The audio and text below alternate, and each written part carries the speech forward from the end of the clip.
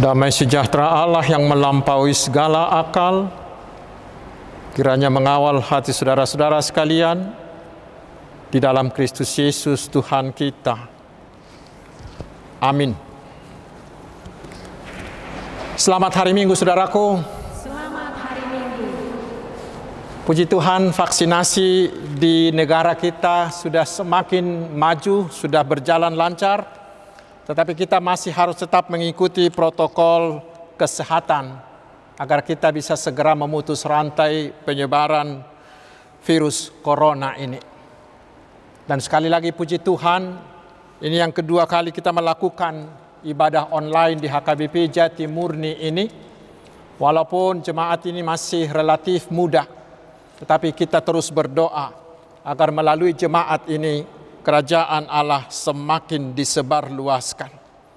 Sekarang mari kita menerima firman Tuhan yang ditetapkan untuk Minggu Misericordias Domini hari ini, yaitu dari kitab Mazmur pasal 106 ayat yang pertama hingga ayat yang kelima.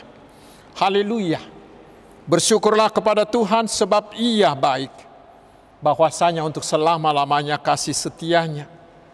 Siapakah yang dapat memberitahukan keperkasaan Tuhan, memperdengarkan segala pujian kepadanya? Berbahagialah orang-orang yang berpegang pada hukum, yang melakukan keadilan di segala waktu. Ingatlah aku ya Tuhan demi kemurahan terhadap umat-Mu. Perhatikanlah aku demi keselamatan daripadamu, supaya aku melihat kebaikan pada orang-orang pilihan-Mu, supaya aku bersuka cita dalam sukacita umat-Mu, dan supaya aku bermegah bersama-sama milik-Mu sendiri. Demikian firman Tuhan. Saudaraku yang dikasihi Tuhan Yesus Kristus, nama minggu kita hari ini adalah Misericordias Domini, yang diambil dari Mazmur 33 ayat 5b yang berbunyi, bumi penuh dengan kasih setia Tuhan. Dan itulah yang dinyanyikan oleh pemazmur di Mazmur 106 ini. Karena di ayat pertama dia mengatakan sebab Ia baik, bahwasanya untuk selama-lamanya kasih setianya. Karena itu kita seluruhnya diajaknya, mari bersyukurlah kepada Tuhan. Pertanyaannya, apa rupanya kasih kebaikan dan kasih setia Tuhan bagi si pemazmur?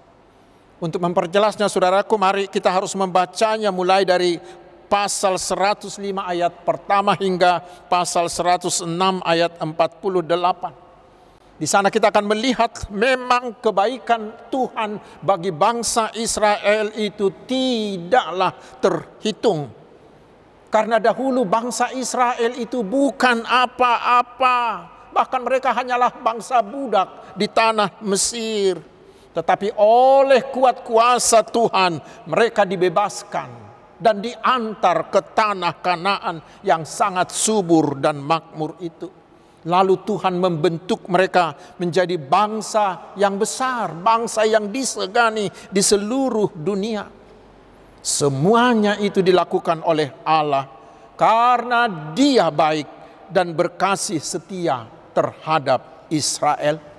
Dan tidak ada Allah lain yang bisa melakukan hal seperti itu. Dan yang berikutnya saudaraku, ternyata sikap Israel terhadap Allah seperti air susu dibalas dengan air tuba.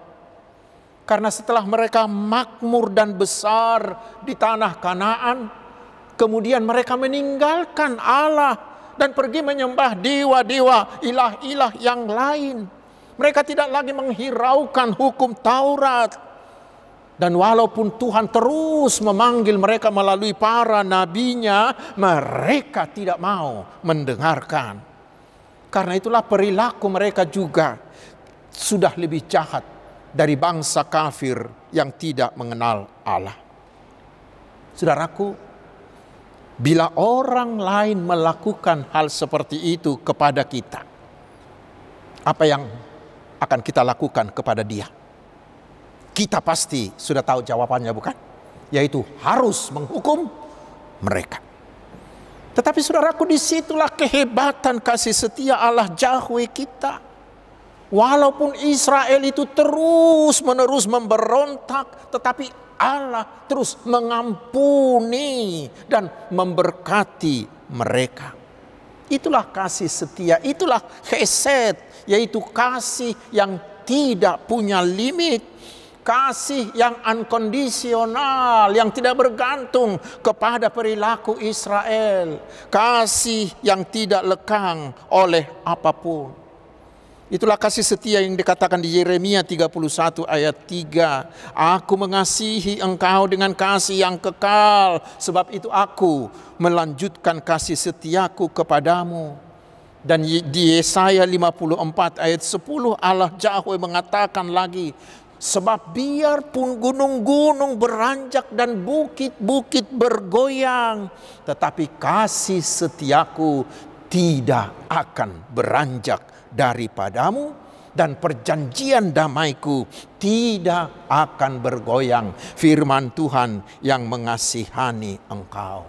Itulah Allah Yahweh kita.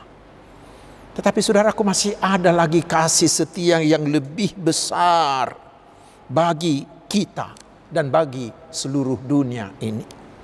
Ketika dunia ini dan kita sudah sangat dalam jatuh ke dalam dosa, dan sebenarnya kita hanya menunggu hukuman atau murka Allah, dan tidak ada yang bisa melepaskan kita dari hukuman itu.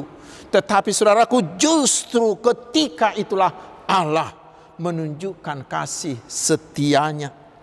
Coba bayangkan saudaraku, untuk menyelamatkan manusia yang penuh dengan dosa yang harus dihukum tadi, justru Allah mau mengutus anaknya sendiri menjadi manusia yang mau menderita hingga mati tersalib. Mengapa Allah mau melakukan semuanya itu? Tidak ada alasan lain, semata-mata hanya karena kasihnya yang tak terhingga, seperti yang tertulis di Yohanes 3 ayat 16 itu. Dan hebatnya lagi, setelah Yesus menyediakan keselamatan bagi dunia melalui kematian dan kebangkitannya serta kenaikannya ke sorga, keselamatan itu ditawarkan kepada seluruh dunia, diberikan secara gratis, diberikan sebagai hadiah. Sehingga siapa yang mau percaya kepada Tuhan Yesus itu, dia sudah pasti diselamatkan. Dosanya sudah pasti diampuni. Dan bila dia meninggal, Yesus pasti membawa dia masuk surganya. Luar biasa, bukan? Itulah kasih setia. Itulah chesed Allah. Karena itu seperti sudah pernah saya khotbahkan, penulis Philip Yancey di bukunya Keajaiban Kasih Karunia itu, dia mengatakan hanya Allah orang Kristen yang memberikan keselamatan secara gratis. Dan beliau melanjutkannya lagi dengan mengatakan hanya kekristenan yang berani membuat kasih Allah itu tanpa syarat. Itulah sumbangan terbesar kekristenan bagi dunia. Dengan kasih karunia itu saya merasa Tuhan menerima saya. Saya merasa Tuhan memiliki saya, memeluk saya, meyakinkan saya, dan tidak akan pernah melepaskan saya. Bahkan walaupun dia sama sekali tidak terkesan dengan saya. Kasih karunia itu diberikannya kepada orang yang tidak layak menerimanya, dan saya adalah salah seorang dari mereka. Itulah anugerah yang ajaib itu. Dan itulah yang diserukan oleh nama minggu kita, Misericordias Domini, bumi penuh dengan kasih setia Tuhan.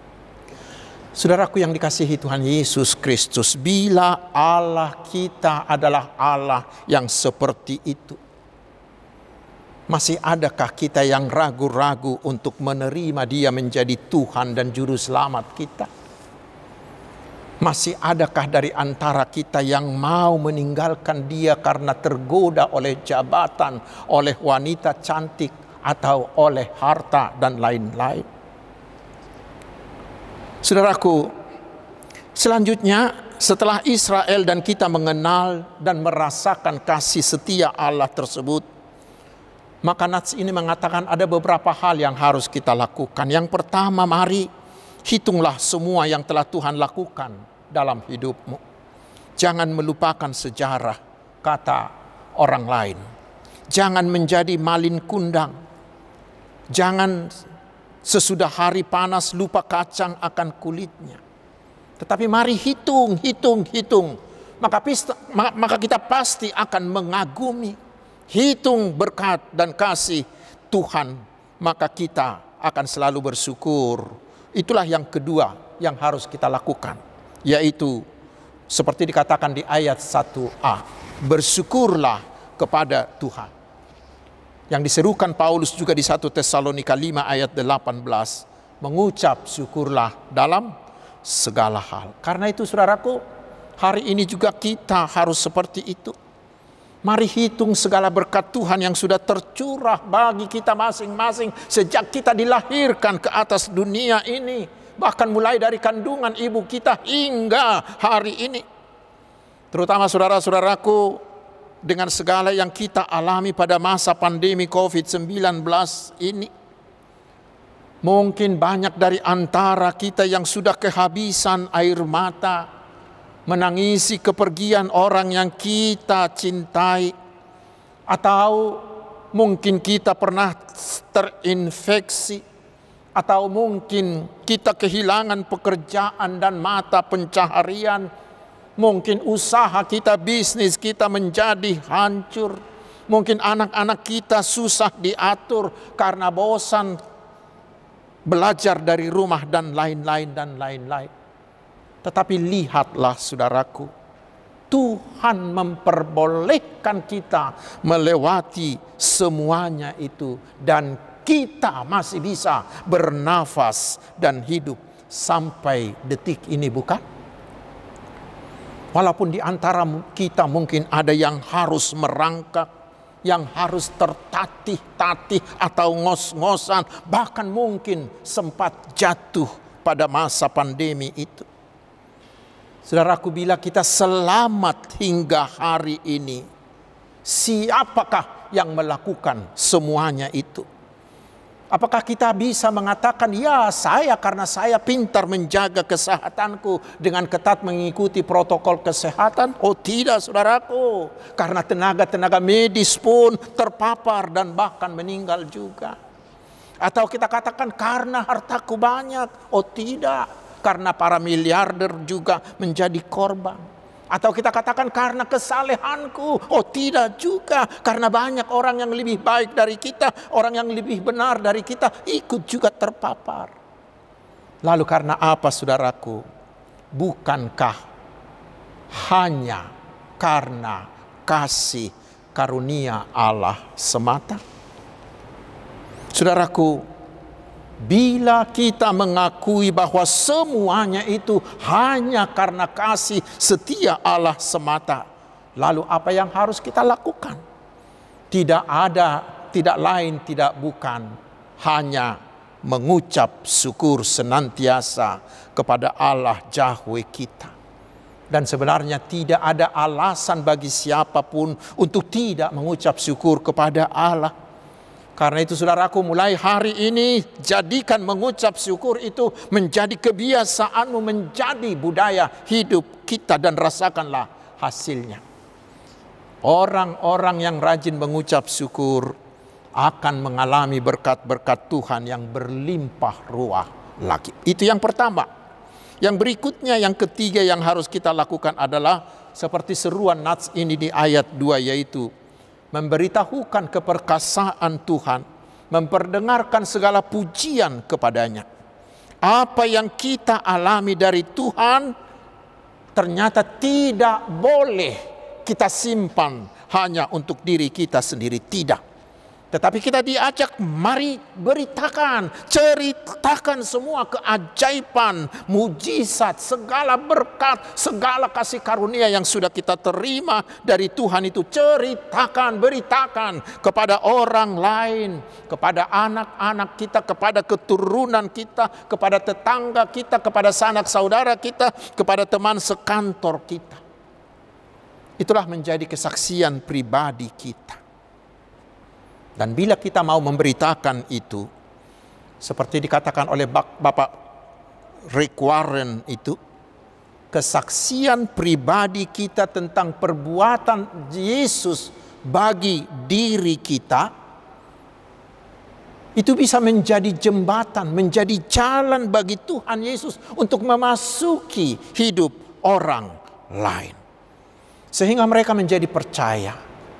Sehingga mereka menjadi menerima Tuhan Yesus itu. Dan itulah salah satu cara kita untuk mengabarkan Injil Yesus. Tetapi ingat saudaraku, dalam kesaksian pribadi hanya Allah, hanya kasih karunia Allah yang harus kita beritakan, bukan kita. Dan yang keempat yang harus kita lakukan saudaraku, bagi orang-orang yang sudah menghayati chesed kasih setia Allah itu, kita harus melakukan seperti apa yang dikatakan di ayat 3. Berbahagialah orang yang berpegang pada hukum, yang melakukan keadilan di segala waktu. Orang yang sudah menghayati kasih karunia Allah harus berpegang kepada hukum Taurat. Karena berpegang pada hukum Taurat itu sama dengan mengasihi Tuhan. Seperti dikatakan Tuhan Yesus di Yohanes 14 ayat 15. Jikalau kamu mengasihi aku, maka kamu akan menuruti segala perintah-perintahku. Dikatakan juga di Yohanes 14 ayat 21 dan ayat 23. Berpegang pada hukum Tuhan itu sama dengan membuahkan buah-buah iman. Dan salah satunya dari buah-buah iman itu adalah melakukan keadilan di segala waktu. Mengharamkan segala perbuatan yang tidak adil.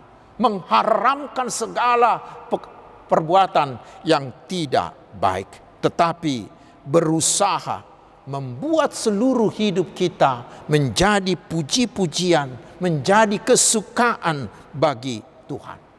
Dan bila demikian tentu sekali orang-orang akan menyukai kita. Itu akan mendatangkan berkat bagi kita.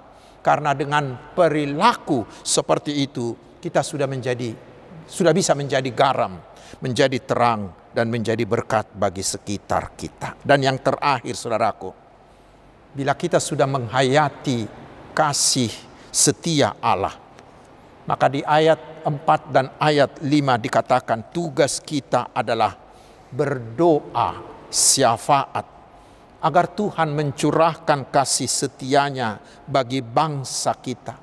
Agar Tuhan memenuhi bangsa kita dengan segala kemakmuran dan kesejahteraan. Kita tidak boleh egois. Banyak orang bila hidupnya sudah terberkati, maka mereka sulit mendoakan orang lain. Mereka sulit memberkati orang lain. Bahkan ada yang menjadi iri dengan kemakmuran orang lain dan berusaha menjatuhkan orang itu. Tetapi kita yang sudah menghayati kasih setia Tuhan, kita wajib mendoakan orang lain agar Tuhan menganugerahkan kemakmuran bagi semua orang. Itulah bukti bahwa kita sudah menerima kasih setia Tuhan.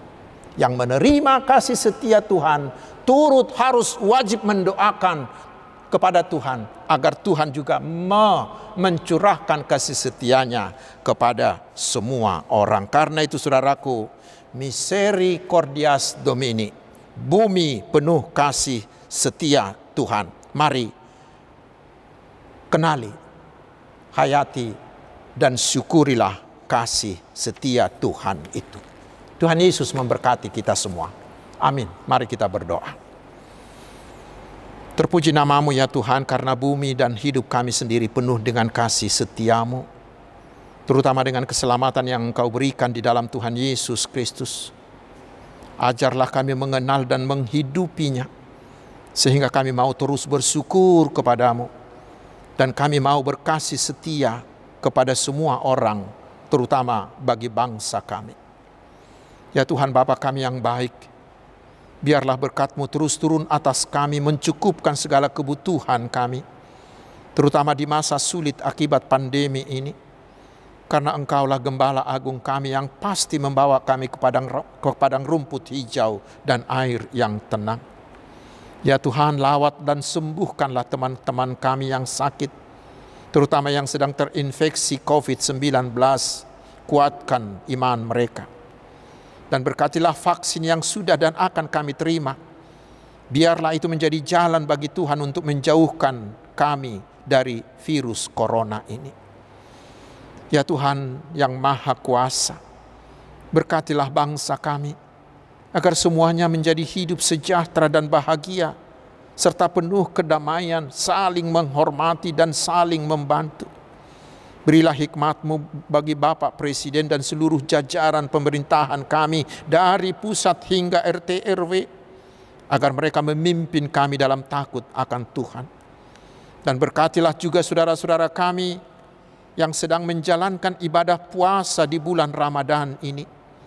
Biarlah melaluinya ikatan persaudaraan kami sebagai sesama anak bangsa semakin kokoh. Berkati juga seluruh gereja-gereja-Mu, terutama para pelayan-pelayannya, para hamba-Mu yang melayani gereja-Mu, sehingga semakin hari iman umat-Mu semakin dewasa dan jumlah orang percaya semakin bertambah. Terpuji nama-Mu ya Tuhan, kekal selama-lamanya. Tetapi janganlah kehendak kami, kehendak-Mu lah yang jadi. Di dalam nama Tuhan Yesus kami berdoa. Amin.